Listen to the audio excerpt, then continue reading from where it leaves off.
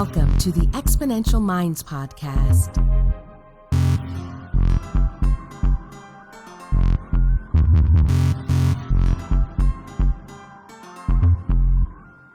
The research, development, launch, and growth of new technologies is creating incredible momentum in the modern world. Join futurist Nikolas Badminton as he talks with the innovators and the exponential minds that are tackling some of the biggest problems and creating solutions that are propelling humanity to the next level. Hello and welcome to the Exponential Minds Podcast. My name is Nikolas Badminton. I'm a futurist that helps clients look out 5, 10, 20 plus years into the future to help them do more resilient strategic planning and risk, anticipation of risk today. And today I'm incredibly excited to chat with someone I've been following for a number of years now, Madeline Ashby. Madeline is a science fiction writer, futurist, speaker, teacher, and an immigrant living in Toronto. She's represented by Cooke McDermid and UTA. Her fiction, which is varied and wide, it has featured in Nature, Tesseracts, Escape Pod, the wonderfully named FLURB, the Shine Anthology, and elsewhere. Her essays have appeared on BoingBoing, IO9, WorldChanging at the Atlantic. Her fiction has appeared in Slate, MIT Technology Review, Clarkesworld, and multiple anthologies. She's worked with a lot of different clients and continues to do so, including Intel Labs, the WHO, Institute for the Future, SciFutures, Nesta, Data and Society, the Atlantic Council, Changeist, and others. She's spoken at South by Southwest, FutureEverything, MozFest, and other events. Madeline, you must be tired at this point because this is a lot of work. I'm currently reading her and Scott Smith's book, How to Future, which is fabulous, and we'll talk a little bit about that. And they work hard to help people understand, how to think and what to do when thinking about futures. And it's actually a fantastic book. It's incredibly straightforward if you're looking to get into the futures field. Madeline, thank you for joining me on the podcast today. Well, thank you for having me. Yeah, and I bought the How to Future book a few months ago, and it's like even if you work in the field, you sort of get it, and you can see that I've sort of holding up to the camera. I've got it earmarked, and it's really easy to get complicated with foresight and futures work, yes, and frameworks and more frameworks and nuance and all these things. But I want to get into that in a little while. As we do with each of these episodes, I like to ask the guests, how did you become a person that works in foresight and the futures discipline? What was your journey, Madeline? That is a very good question, and I'm just trying to decide how far back to start. I'd always wanted to be a writer from when I was very young. I'd always wanted to be a fiction writer. I was the type of kid who made up stories all the time, not lie stories, but stories that clearly took place in fictional worlds. Once I learned how to type, it was just sort of over for me. I wrote my first novel when I was in grade 9. I was fortunate enough to have a history teacher who was a Fulbright scholar who assigned us he asked us to write a fictional story about an ancient civilization. Right. And I had chosen ancient India because I didn't know anything about it. And I always like to choose stuff that I don't really know a whole lot about so that there's something new and interesting for me. And I was like that even at, 14 years old. And I chose that, and I wrote, other students sort of put together like a 5 or 10 page story. And I put together like a 35-page document that was about archaeologists finding a corpse, and there was a mystery. And then someone had an affair, and it was just all this stuff. But I needed 35 pages to get out all the information, to exposit all of the things that I had learned. Yeah. And my teacher, Mr. Kedward, said, how about you do this for the rest of the year? For every unit that I teach, you will be responsible for a chapter. Oh, wow. With these characters. And I promise that if you do that, and if you sign a contract with me, if you agree, if we can come to an agreement that you will work on this all year, you won't quit, and you will agree to submit it for publication and take that on the jaw, I will guarantee you an A+ for the rest of the year. Wow. No questions asked, as long as you do this to the deadlines that we set and together. and you do rewrites and those things. And I said, sure, sign me up. And so that was the first novel I ever wrote. And I mentioned that because a lot of the And you were you were what, 14, 15? 14, 15. Yeah. It was in grade 9, and I continued revising it into like my 10th grade year to kind of polish and stuff. And it wasn't purchased anywhere, but we sent it off and so on. But I mention it because I was doing for the information I was learning in class, the historical information, so social studies type stuff, information about culture, information about technology, information about demographics, information about architecture. I was sort of taking all of that information and putting it into fiction. And now what I do is a very similar process for scenario development, narrative prototyping, and information that I've come to about the future, or information that, about existing trends. So culture information, technology information, demography information, everything that's on the steep feet, things like that wind up in my fiction now that happens to be set, again, like you said, 5, 10, 20 years in the future.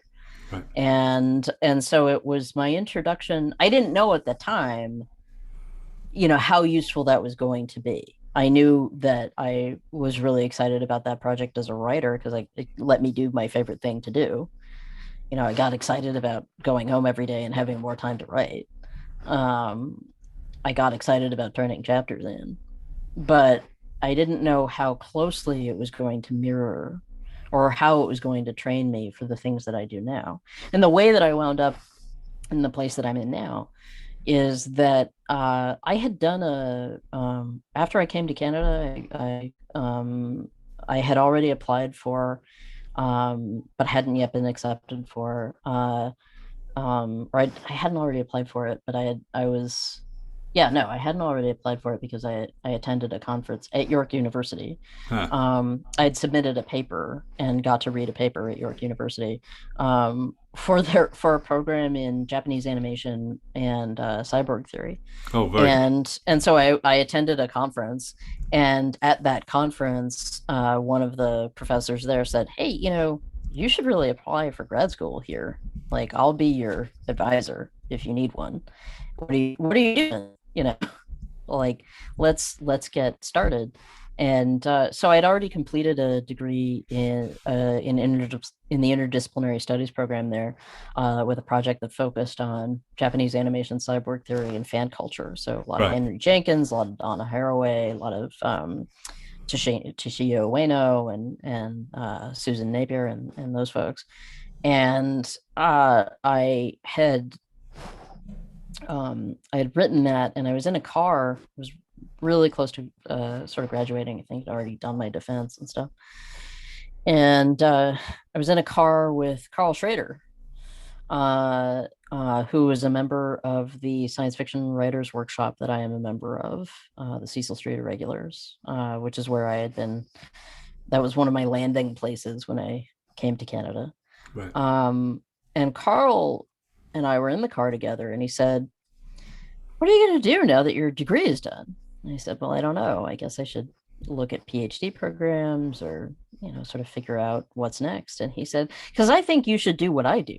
I think you should be a novelist and do science fiction prototyping and foresight work." And he at the time had just wrapped a big project with Canadian Armed Forces called Crisis at Zevra, which you can go find out there in the ether. And he said, "I don't think the traditional academia is for you. I think you need to do what I do. And there's a program that will let you do that, and it's at Okadu University, before it was called the university, because this was 11 or 12 years ago, actually, when this conversation occurred, if not longer." And so I applied to that program, which was the Strategic Foresight and Innovation Program at Okadu, alongside Carl. And we got in. We were part of the initial cohort there. I managed to, despite having turned my entire life upside down, graduate on time. And I did my project there was, my thesis was on the future of border security, and it led me to a project with Intel Labs and doing some work for them. And I published a little bit of that, sort of some of the stories from that research for BoingBoing. And then the rest was history. I just sort of have been a freelancer ever since. And I've been extremely lucky in my friendships, in my networks, in my clients, in the people that I know, and people coming back to me for things. And it's been every year that they let me continue doing this, I'm surprised. every year that I get to keep doing it is sort of just a miracle for me. I'm always so flabbergasted that, wow, they let me do this. They let me keep doing the best job in the world. Are you kidding me? and it seems like foresight practitioners, futurists, the people that do what we do, are more in demand today than they've ever been before, right? Yes. Yes. And I think the pandemic has kind of shaken that up a little bit. I got incredibly excited when you talked about sort of Japanese animation and cyborg theory. I did a whole bunch of stuff around sort of thinking about cyborg anthropology. I became friends with Amber Case. We did Cyborg Camp in Vancouver in 2013. 2014, I did another conference and put like a microchip in my hand because, that's what we do as transhumanists, right? But, the whole Japanese animation cyborg theory, Tetsuo Iron Man, the crazy stuff that kind of super excites me. I think I told you I chatted to Carl in one of these episodes, and everyone can go and see that episode. It was a fantastic episode, and it's interesting. You sort of get dragged in by the gravity of your own interest into foresight and futures, and suddenly people start off by saying, "What does that even mean?" And you're a futurist, and someone years ago sort of said, "Oh, you're a futurist," and I was like, "Okay, fine." And you just ended up, I was already doing strategy and strategic thinking and human-computer interaction and conferences on that and running things, and people were like, "No, that's kind of what you're doing." It's like, okay, you lean into it. It's like it's like opening a door, and suddenly it's like, wow, there's 10,000 weirdos behind this door, right? That's what I found with the program at OKADU. There was suddenly, one of the best parts of it was that it gave me a critical language for understanding my own experience. Right. Suddenly I realized that there were words for the thing that my brain was doing. Right. And it was immensely validating. It was an immensely validating sensation to realize that, like, not only are there words for this, is there a language for this, there's a way for me to finally express the thought process that I'm experiencing organically, but also there's an entire community of practitioners, and there are people who are just as concerned about these issues as you are. You are not alone in these questions that you're asking. There's a forum for this. There's a place for this. There's a place for these ideas to live. And that to me was huge. Yeah, and suddenly it's that sudden realization that there's no one futures and it's plural, it's multiple futures. And then you start looking at ethics and you start looking at the boundaries of the worlds that you can think about creating with your clients. And it's like, whoa. And it is. Yeah, it's oh. Now, I was watching a keynote on YouTube. I'll put a link to the keynote down in the description. I love this quote. You said, "Futures work is hard to do and easier than you think."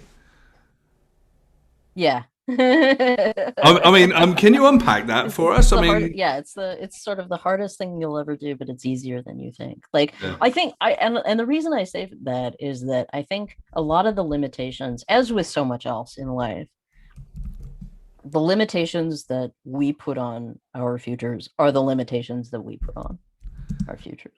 Yeah. I think that a lot of foresight work is about, as you said, sort of setting those boundaries and deciding where the limits are going to be and where the edges of the frame are. sort of like in filmmaking where you decide what the aspect ratio is going to be for the final cut, for the final image. You have to make those decisions ahead of time when you're scoping a project and when you determine the scope of something. um, once those boundaries are set, once you know sort of the size of the frame, filling it becomes a lot more easy. And I find that the primary difference between the work that I do as a fiction writer and the work that I do when writing fiction for clients is that the box that I'm allowed to sort of fill with content or with a story is usually much smaller when you're doing foresight work. Like it's like there are limits there. Yeah. Some artists, some writers don't respond to those limits, and I do. I, through experience, through training, through preference, through who I am as a person, I responded well to those limitations and thought like, oh, these are challenges. This is not a limitation. This is you throwing down the gauntlet, and now I have to pick it up in a certain way. And I get really excited about that kind of thing. And so to me, I think it's really easy to look from the outside and say like, oh my God, you're so constrained. That's so difficult. But for me, it's exciting. And so that's what I say. That's why one of the reasons I say like, it's actually easier than you think, but you have to give yourself permission. Right.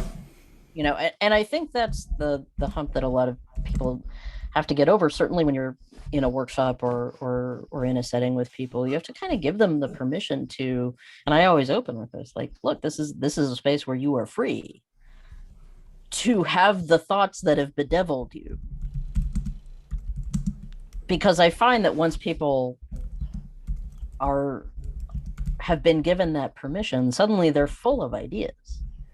And they're often sort of voicing ideas that they may have been holding back on for years. And once you're in the position to unleash that creativity, it does get easier. And way easier than you thought it would be. Yeah, and I think organizationally, I would say 99.9% of all organizations aren't flat and do not really encourage freedom of thought. Right. and sharing of wild ideas. Yes. Even the companies that say they're highly progressive, whatever. And there's some really interesting companies like Kyocera that's out there, and their amoeba management but everything still works within that limitation. I guess that's what I found through the work that I've been doing is like, just say whatever you want to say about this idea. If you feel that this idea about using brain-computer interfaces, drone swarms, and the military is a terrible thing, then maybe say mention that.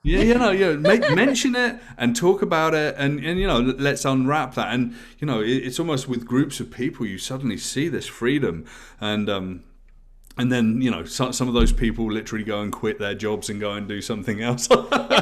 I've had that happen. Well, not in any of my workshops, but after keynotes, I've actually I had someone come up to me once, and they were working with a relatively new technology, and she just came up in tears, and she just said, "I can't do this anymore. Right. I cannot do it any longer. I know what we're going to use it for." Right. And I said, well, one, you might, thank you for telling me. Like, I wasn't entirely, I wanted to be supportive. And I said, that sounds like the right call for you. Yeah. And also you should consider telling the press. You should maybe, it sounds like you might be sitting on something here that like lots of people would be interested in. And stuff. So it does come up. Like, I think like and I think that's what's scary to people about the process. Yeah. Is that it reveals. It's actually a reveal of what's inside, not what's coming. It's a reveal of it's the revelation of what is already there, and the potential of what is already there. Right. And that's what scares people, I think. Yeah, it's like saying climate change doesn't exist, and the fact, like, in 20 years' time, their kids are wearing factor 100 sunblock, and it's a tough day in Alberta, Yeah, no, it's sort of like it is. I think one of the freedoms in writing science fiction is that you get to be in dialogue with those possibilities, Right. and you get to be you're sort of in a space where that kind of thinking is encouraged. Whereas if you bring up kind of those thoughts or those worries or not even worries, but like concerns rooted in reality, Right. concerns rooted in the data. Hey, I looked at this bar graph and it doesn't look to be trending in our direction. If you bring those things up sometimes in certain corporate environments, and it, depending on the culture that you're in and the position that you're in, you can really get punished for quote unquote being negative. Right.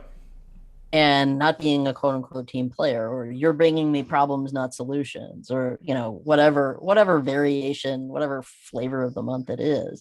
But I think people kind of get punished for that kind of thinking. And in fact, that's the kind of like we as a species have evolved to do exactly that. We perceive threats. That is what our brains do.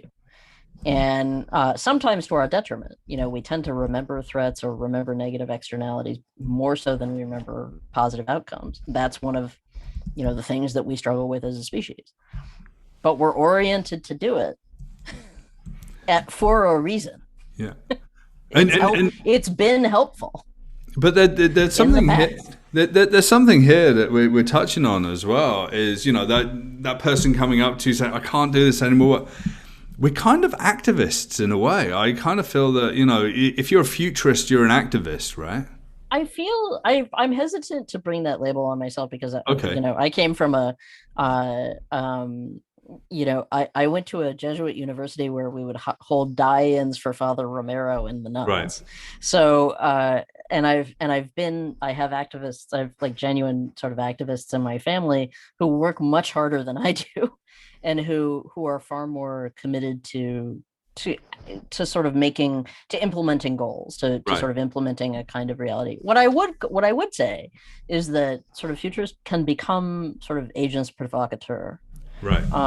Where you are sort of instigating something by being, the grit that makes the pearl. You are kind of the irritant. You are kind of the sort of instigator, or the sort of spark, or the igniter, and you kind of get to ignite these moments in other people.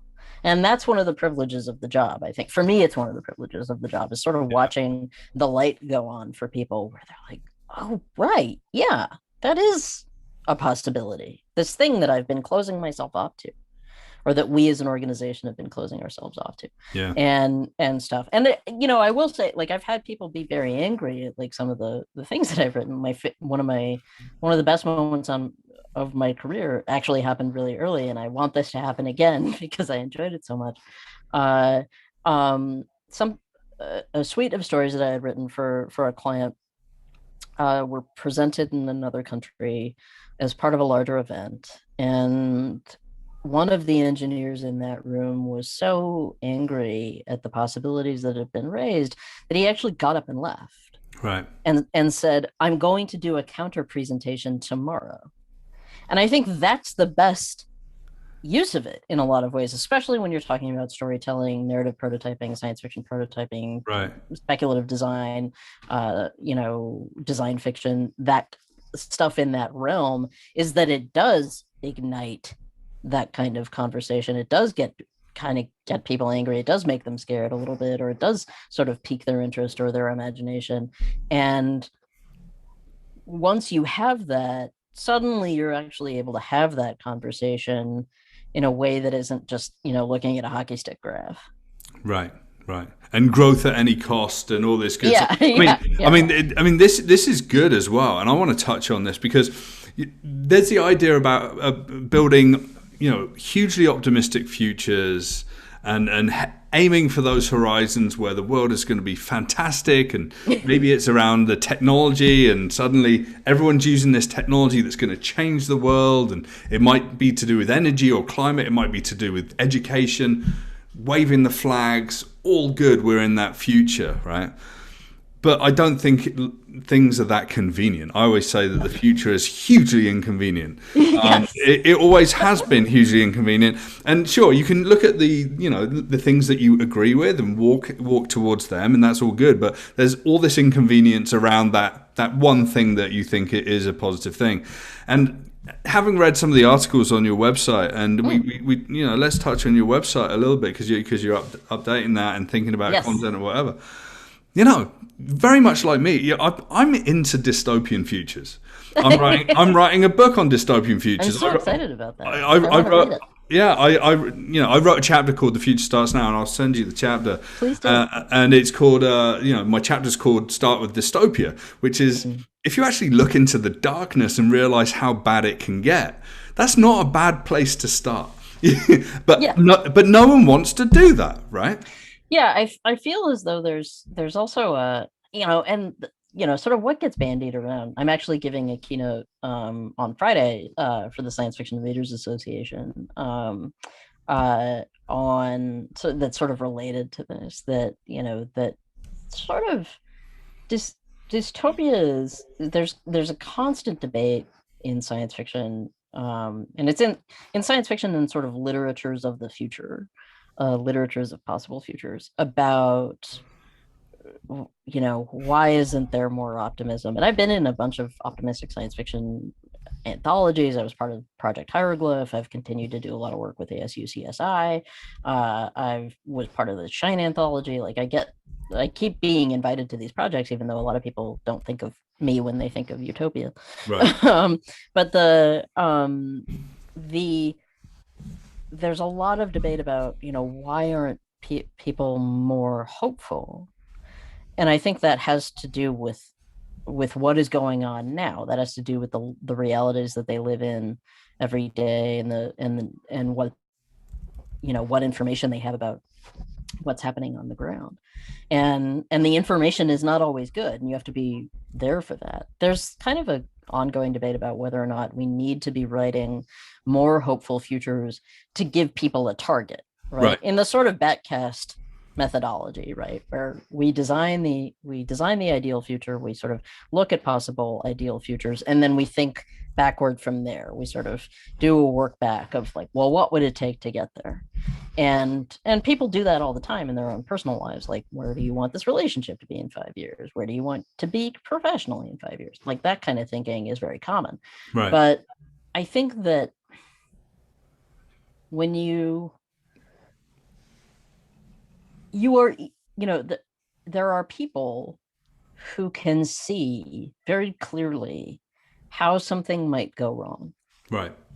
And because it's so habitual, you can easily sort of get typecast or pigeonholed or what have you as being negative or what have you, or being depressing or depressive or whatever. And whereas I tend to think of that as being very vigilant, right? Almost hypervigilant. And I think hypervigilant people kind of become very good at this type of thinking, in my experience. Right. And usually, actually, I was talking with another writer who's writing the introduction to someone's memoir, to another science fiction writer's memoir, and we were actually kind of talking about this back and forth, that there is a certain mindset that you have to embrace in order to get good at that kind of thinking, and it's not always a fun mindset to be in. So I think for as much as people get punished for embracing that mindset or allowing themselves to have it, I think the reason for that punishment is that people don't want to live in that space. They do not wish to enter that mindset. And I can understand it, because if you're running a startup or you're running a business or you're in charge of a lot of people, you're responsible for a lot of lives, you're responsible for a big division or something like that, it can be very hard to keep yourself at that sort of high level of positivity that you think might be enabling you as a leader. If your goal is to be at Ted Lasso levels of positivity, all the time. If you have to be Coach Taylor, if you have to be the captain of the ship, if you have to be up here at a 10 all the time, it can be very hard to engage with, that negativity. But in fact, science fiction wise, I always go with the sort of, the original Star Trek model. There's Captain Kirk, who's always here at this level of optimism, but he is supported by two legs of a tripod of two people who are like, one is coldly logical and the other is dubious of all human motivation. And you're talking about Bones, right? Bones and Spock. It doesn't work without those people supporting you. So you have to look at the people who are supporting you and say, like, okay, like what is it that I'm not seeing here? Right. Because you cannot captain that ship without it. You cannot move forward without it. And it's totally valid to say what could go wrong. I mean, again, I love the idea of like the ideal target. Cool. Yeah, absolutely. But that's a small universe of everything's going well and external forces have got no effect on this bulletproof idea, right? Well, and also they're highly individual. And this is the thing I'm actually going to talk about in the keynote, is that, like, one of the reasons that, I think, like, we can have the conversation about hope, about optimism, about national histories, about cultural histories, about, sort of the way things are going, climate targets, all kinds of stuff. But the reason that, dystopias are easy to write or easier to do is because they look the same everywhere. Right. They will be individualized. On the ground, different people might suffer. They might have individualized rules and what have you. But, a jackboot is a jackboot is a jackboot. Authoritarianism is authoritarianism is authoritarianism. When we as a species hurt each other, we tend to do it in the same ways. We might use new technologies to do it. We might sort of code it in different language. But what we do to each other tends to look the same. Right. And so it's much harder to imagine an ideal, because that ideal is highly individualized to the person imagining it.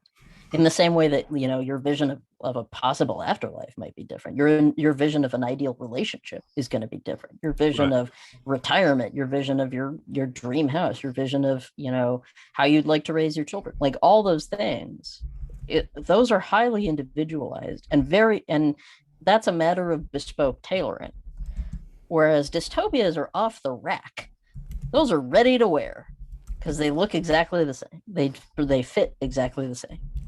And no matter where they are or who's perpetuating them. And so they are easier to do because they are also reflective of what tends to happen, what can happen.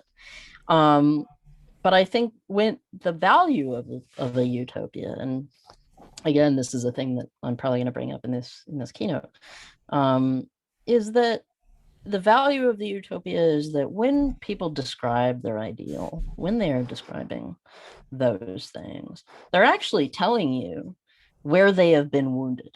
Right, exactly. It speaks to the woundedness, the brokenness, the fracturedness of their world or themselves or their organization or their culture or what have you.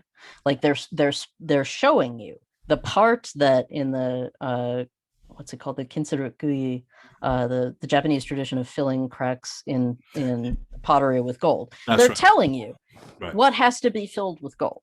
The history of trauma. Yeah, exactly. And so that's the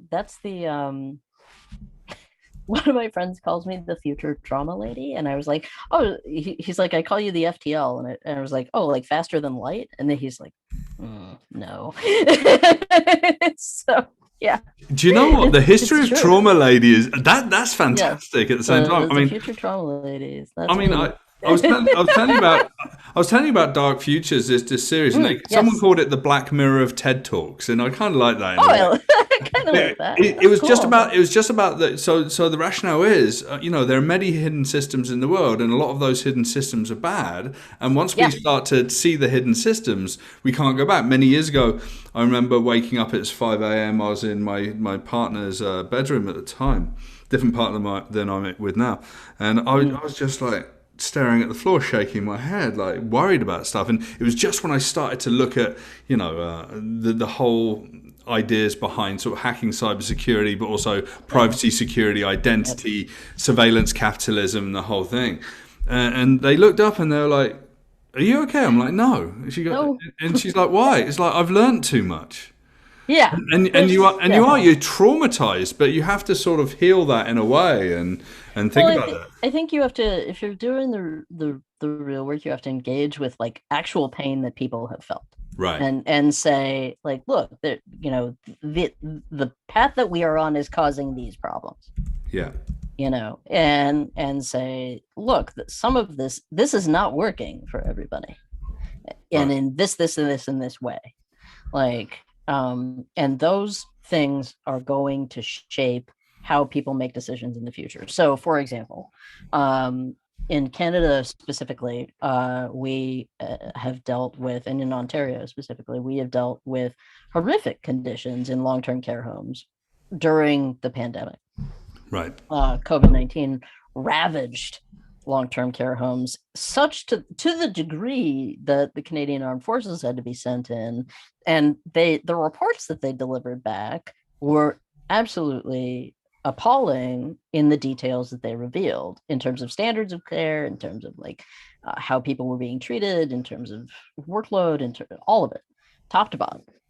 And I think that when people have endured something like that, probably we're going to see a change in how people think about long-term care homes in the future. So, if I were making a decision about family members of mine and I had read those reports, or if I was aware of those things, I might be more hesitant to involve those care homes in my personal future or in the future of my family. Right. So an event like this, 20, 30, 40 years down the line, might mean a greater trend in something like multi-generational households, more grandparents living at home for longer, more skepticism of that field, more, a greater need for more bespoke care in certain, like all these different things.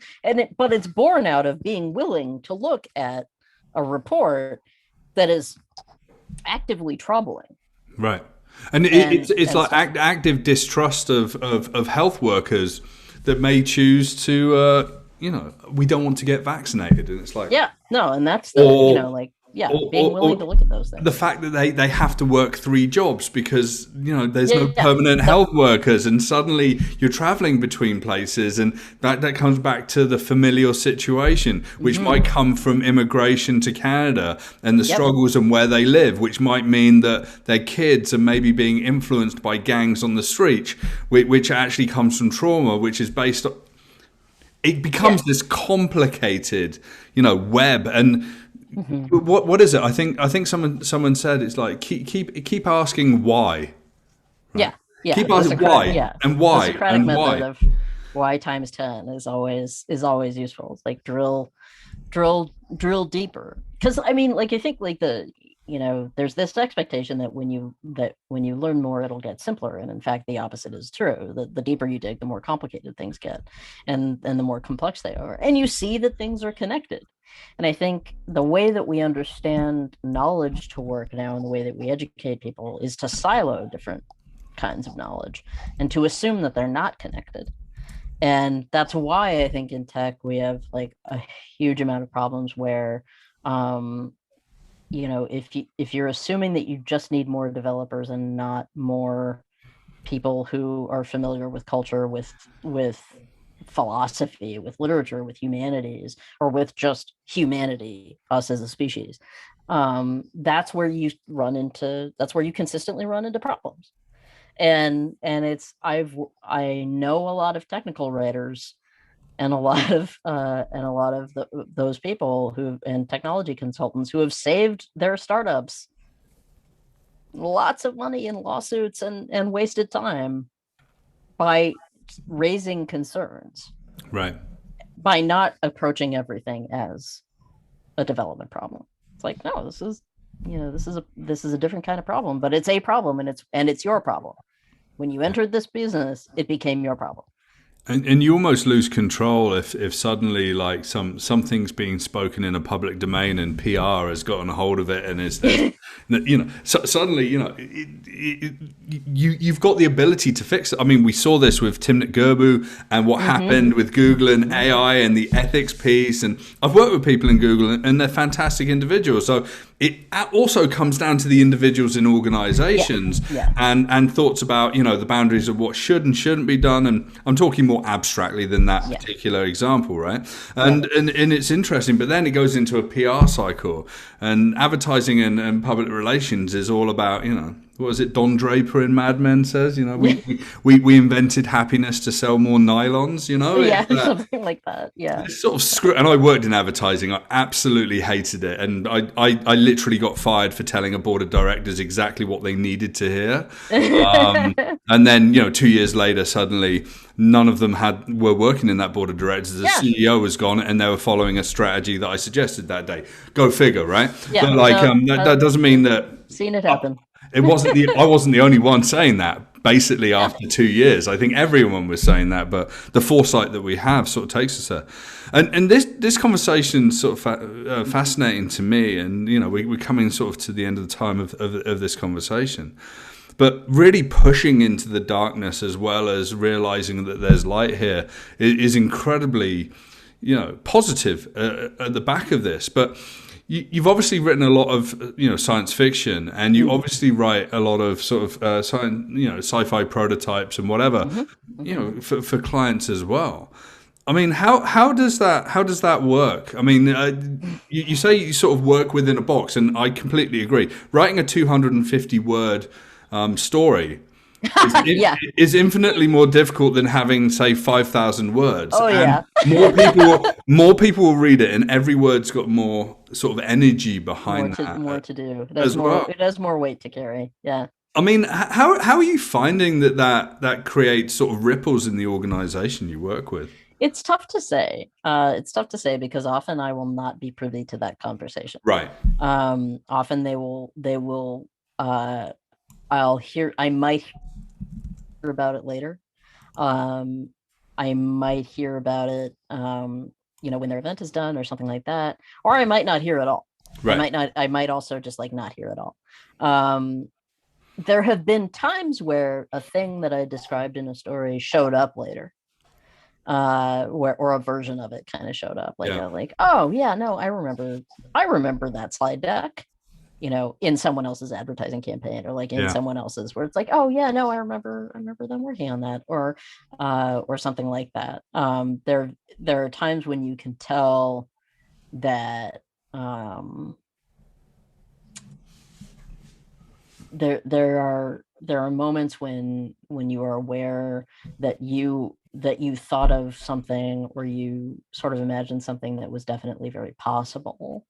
And there's certainly moments where, even if it's not a thing that you wrote about, but it's a thing that you discussed in a workshop or what have you, inevitably sort of comes to pass. Yeah. And so it's tough to say,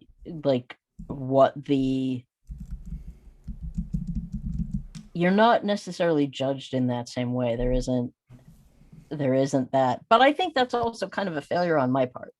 Honestly, I think if I were smarter, and I think this is a thing that I think now that I've been doing this for as long as I have, it's a thing I want to start doing more of, is gathering that kind of feedback.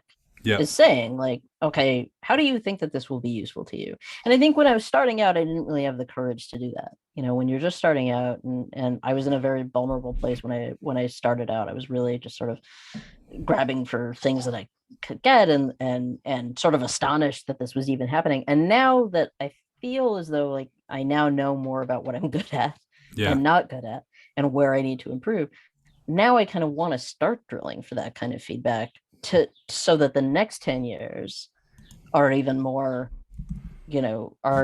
detailed, or that I can enrich that practice. I'm always thinking about how can I enrich that practice? How can I broaden and deepen my practice? What is it? How have the needs changed over time? Because I think you're right. I think more people than ever are sort of familiar with foresight language, and with the need for it. I think you're right that the pandemic awakened people awaken different organizations to the need for this type of practice and the need for this type of stance. Scott and I in the book called the Tesseracts stance. I think that's primarily Scott's term for it, is that sort of nimbleness and that willingness to understand that the future might change underneath your feet, and you have to imagine different possibilities all the time, right? And sort of simulating them for yourself pretty consistently. And I think that the pandemic was the big proof that like the random pink sticky at the edge of the board under the wildcards column or the black swan column or whatever can in fact migrate directly to the center of the future's cone. Right.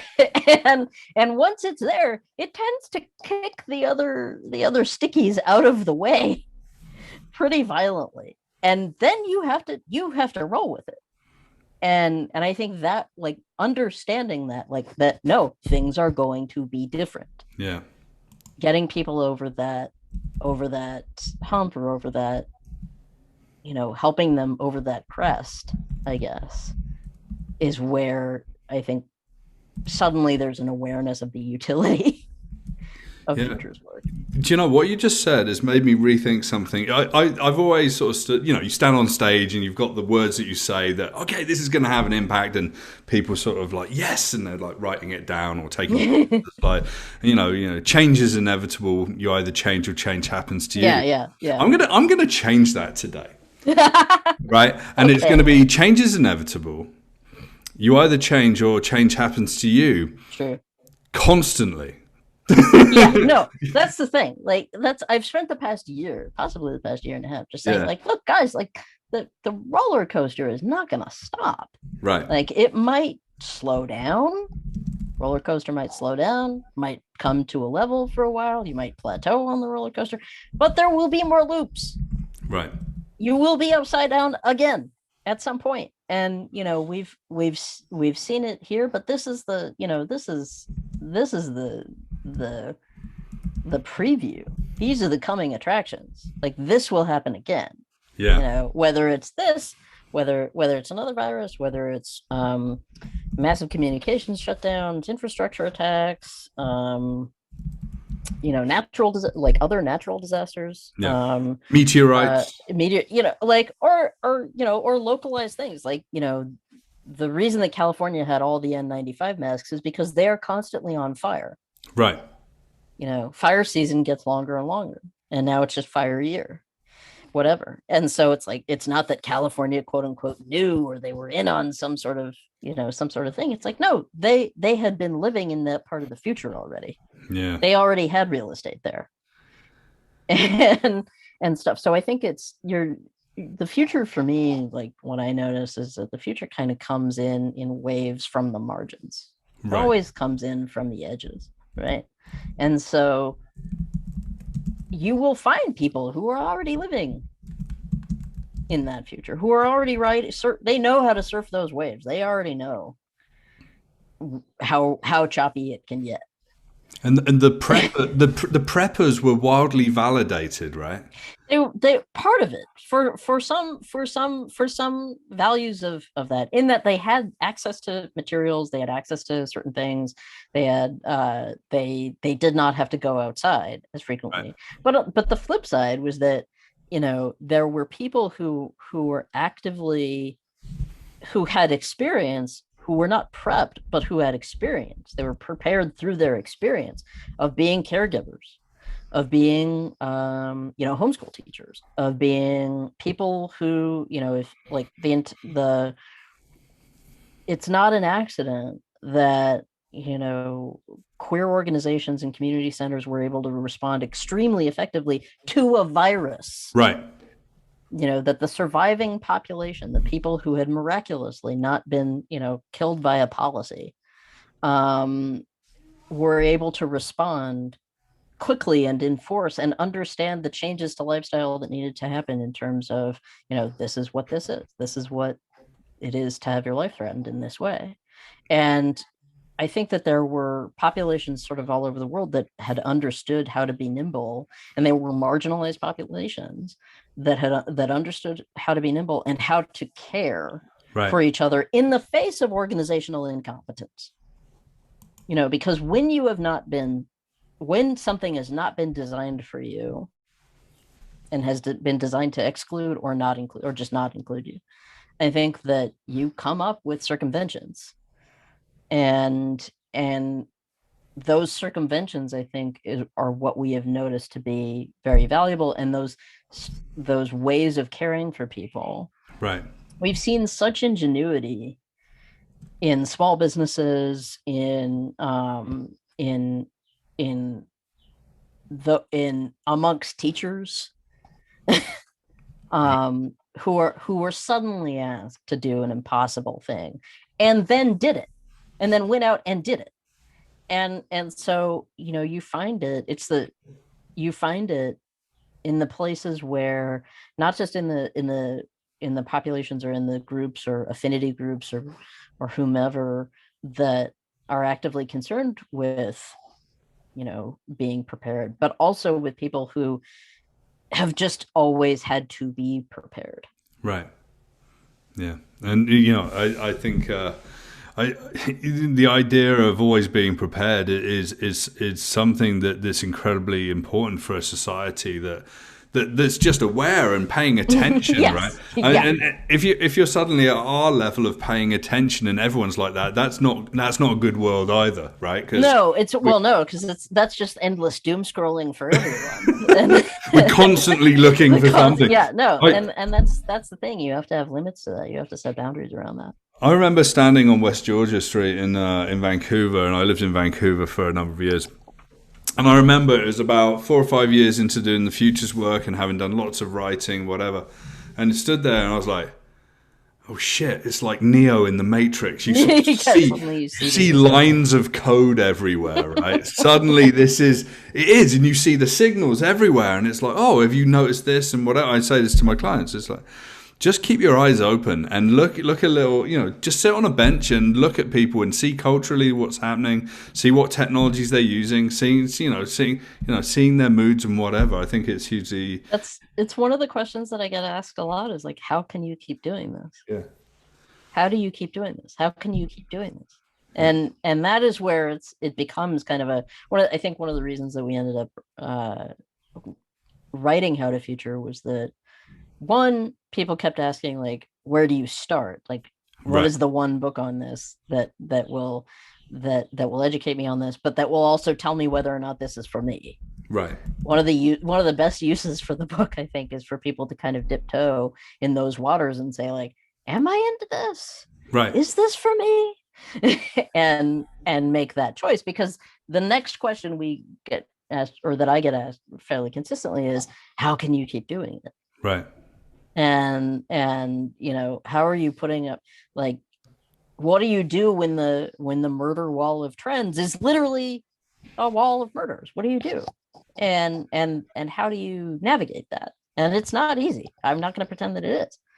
And I think that there are a lot of jobs that don't ask you to do that. And that it is not, like I said, it's not easy, but it becomes easier than you think it will. Right. Over time. Well, it becomes clinical. It's like a surgeon. Surgeons very quickly get over the fact that they're cutting into a human body. It's not that they don't think that's not a person. They know that it's a person. They know there's a lot on the line. They know it's incredibly important. They need to be surgical. They need to, they need to follow. They need to be focused. They need to be focused. They need to follow procedure. And that's kind of like what we do. We're almost surgeons on the underbelly of society. Well, it's sort of like saying, like, look, you can keep smoking. I can't stop you from still smoking. Like, I can't reach inside you guys and make you quit. But I can tell you that in 20 years, right, the likelihood of cancer is greater. It's that. It often feels like that. And there was a great thread, Cory Doctorow did this great thread the other day on sort of how tobacco companies open the door to sort of anti-science, anti-data, frankly, anti-intellectual sort of habit of thought, that sort of very sophist strain of thought, which is to have the data available and ignore it, and find a way to ignore it because it makes you uncomfortable or because it's scary, and in so doing open the door to climate denial, to the denial of poverty, to the denial of stats around gun death or other kinds of death, to that kind of denial, to denialism, I guess. And it can feel that way sometimes when you're looking at like given trends and say, look, these are possibilities. These are some possibilities. It's not necessarily going to quote unquote come true, but these are, if you keep going in this direction, certain things become more possible and stuff. And I think that we now in the latter half of the 20th century and the opening of this century have become so used to that kind of thinking that it's a thing you have to actively consider in your calculation, I guess. Yeah. Well, Madeline,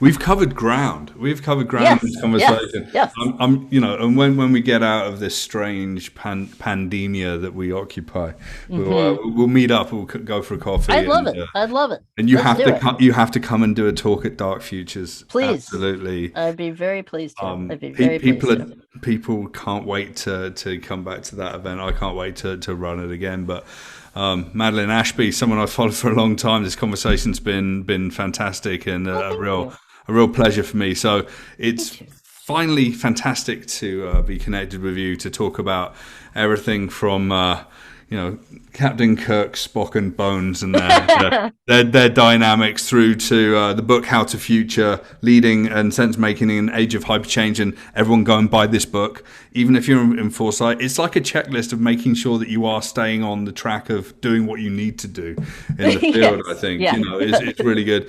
But talking about dystopia, I'm not going to call you the history of trauma lady. I don't think that's good. I think that what you bring to the world is incredibly important. I look forward to the work that you continue to do, and where can people find out more about you, Madeline? I'm at MadelineAshby.com, which is in the process of being rebuilt. I just sent off a series of very probing questions to my web guy about that. It was a real journey. Journey. Suddenly I was on the other side of the design research questionnaire, right? And that was unsettling. I understand now where people come from that way. I'm also on Twitter at Madeline Ashby. You can find my books on Amazon, at your favorite independent retailer. In Toronto, I highly suggest you go to Baca Phoenix Books. Yep. On Harvard, or buy from Powell's online or from Bookshop or your retailer of choice. But they are freely available there. A lot of my fiction is free. Like I have stories on Slate, at MIT Tech Review, places like that. You can engage with it for free. There are some of my novels are audiobooks, if that's kind of your jam. That's sort of, I'm around. I'm not as good a curator of my keynotes as I should be. I had someone tell me that recently. They were like, I couldn't find your keynotes. And I was like, some of them are on LinkedIn. And she said, oh, I didn't even think to look there. So if you're looking for some of Madeline's keynote, there are some on YouTube. I'll link to a couple below that I really like. But you can find Madeline online. Just go looking. I tend not to curate that because it's like it means looking at myself, right? And like hearing myself talk. Like I just no. It's. If I were an actor, I would be like the actor who sits outside the premiere waiting for it to be over. Right. It's all good. Madeline, thank you so much for your time. I really appreciate it. Thank you.